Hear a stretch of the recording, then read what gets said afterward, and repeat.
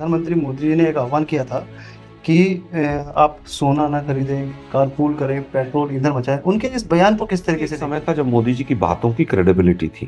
Corona में उन्होंने कहा जोत लगाओ, लोगों ने जोत लगाई, घंटी बजाओ, लोगों ने घंटी बजाई, बोला थाली पीटो, लोगों ने थाली पीटी।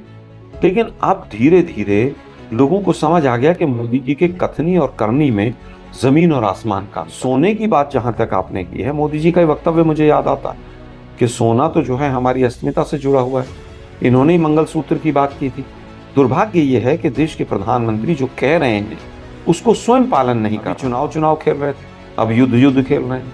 चुनाव खेल रहे थे, हवाई जहाज वहां से उड़ रहा था केरल से तमिलनाडु, तमिलनाडु से वेस्ट बंगाल, वेस्ट बंगाल से आसाम। तब याद नहीं आया इनको। 6 बजे भाषण दिया और 9 बजे बड़ा सा काफिला लेकर निकल। आरबीआई ने कितना गोल्ड खरीदा पिछले 4 महीने में, और आपके परम मित्र अडानी ने कितना इंपोर्ट किया है। हम पूछ रहे हैं कि आप जितने इंपोर्टर्स हैं उनका एक व्हाइट पेपर लाओ, पता चल जाएगा मैक्सिमम भाजपा ही लोग।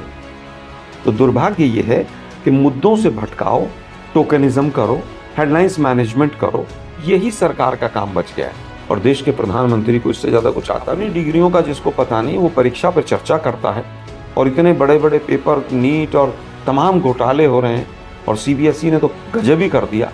उसके बाद वो व्यक्ति खामोश है। ये हमारे देश का दुर्भाग्य है कि ये आज की लड़ाई नहीं, ये तो आरएसएस की, जब से आरएसएस 1926 से बनी तब से है। पहले गांधी फैमिली में पंडित नेहरू, मोतीलाल नेहरू, इंदिरा जी सभी के पीछे पड़े वो डरते हैं किसी की भी पर्सनल छवि से। और उनका जो मोडस ऑपरेंडी है आरएसएस का, वो यही है कि आप किसी भी व्यक्ति की इमेज को इतना धूमिल करने का प्रयास करो ताकि लोग उसको सच समझने लगे। राहुल गांधी जी की किसी भी एक स्टेटमेंट पे पूरा बीजेपी ऐसे उछलने लगती है जैसे इनके सबके मिर्ची आंख में मार दी हो राहुल जी ने। उनको डर है अंदर से कि सच राहुल गांधी बोलते हैं, और राहुल गांधी जनता पार्टी की सरकार को शिक्षा से कोई लेना देना नहीं। आरएसएस नहीं चाहती कि देश शिक्षित हो। मतलब इनकी सोच अभी भी 100 साल पीछे।